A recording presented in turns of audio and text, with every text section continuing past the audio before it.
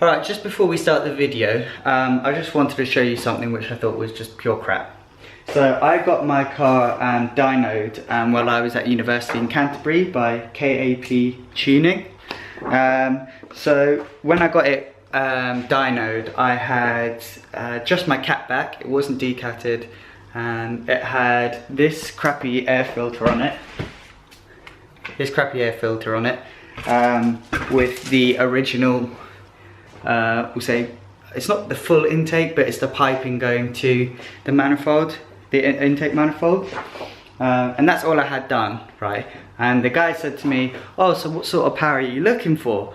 Or hoping for? And I was like, oh, well, I mean, they're about 200 from out the factory. So I was like, they lose a horsepower every year, give or take. So I was like, I'd be happy with 190. He was like, all right, okay. Guess what he dynoed it as? Guess how much he said it had? My guy right here, yeah? My guy said it had 224 brake horsepower. 224! Is he lost? He was like, oh yeah, it's really good because the temperature was like 15 degrees, it's really cold. 224! Right, my car is currently decatted and has got a proper intake on it with a new filter, has got a remap, and it only came out at 218. KAP, you don't know what you're talking about, mate. Roll the video.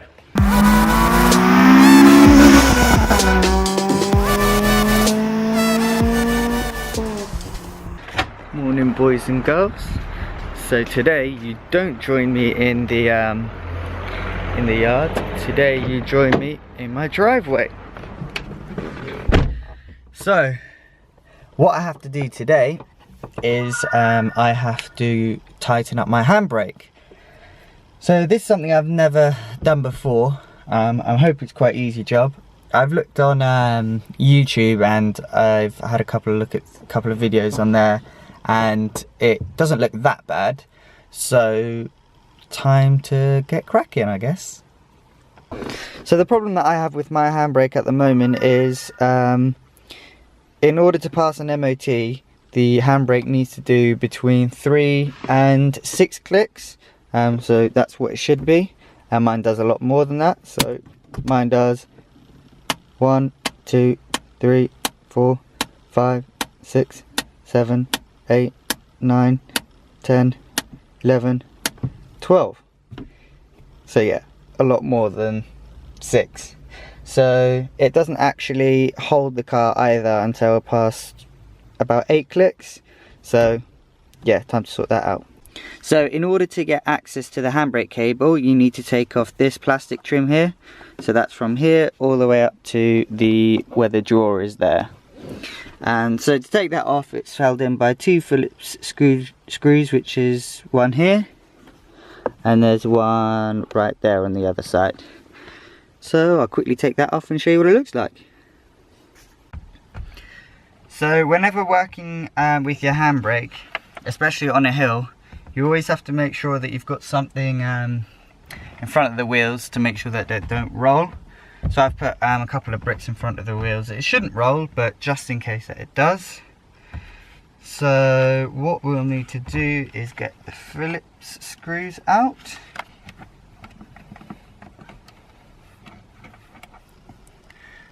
So that's one. And now you've got one on the other side in exactly the same place. And that's 2. And it should just come up. Oh. And it should just come up like that. There we go, that's that off. So this is what a handbrake looks under the plastic trim. So you've got these 2 cables here, and these 2 cables each go to a rear caliper. So what happens is, with the handbrake down, it releases the pressure on the pistons. The cables go down and they move freely. If you pull the handbrake up, it puts pressure on the pistons and that holds that piston down.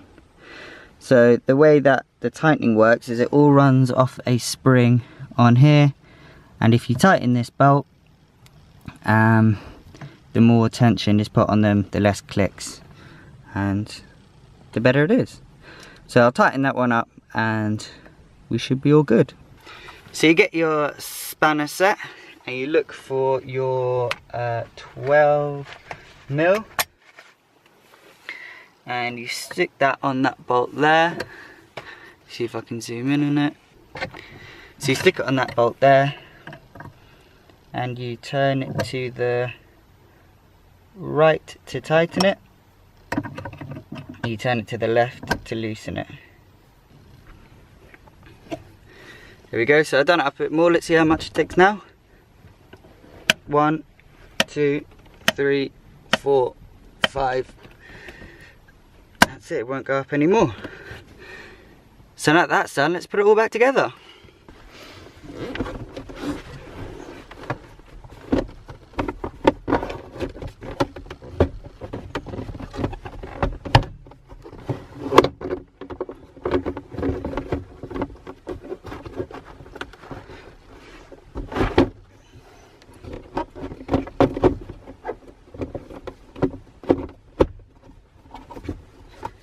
There we go.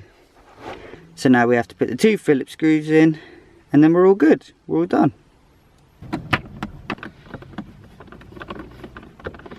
So now that it's all back together, just give it another test. So at the start of the video it was 12 clicks, so now we've got 1, 2, 3, 4, 5. But I mean that's really pushing it up at 5, so I won't even really go up that high. So sorry if this video is a bit shorter than the rest of them. I know my videos tend to be more than 10 minutes long, but this job is a very short and easy one, but it's one that kind of needs to be done. You don't really need to do this very often. It's just once you kind of go through calipers and pads, it's one of those things that you should do. But the next video should be quite a bit longer and should be more getting my hands dirty. So thank you for watching and I'll see you next time.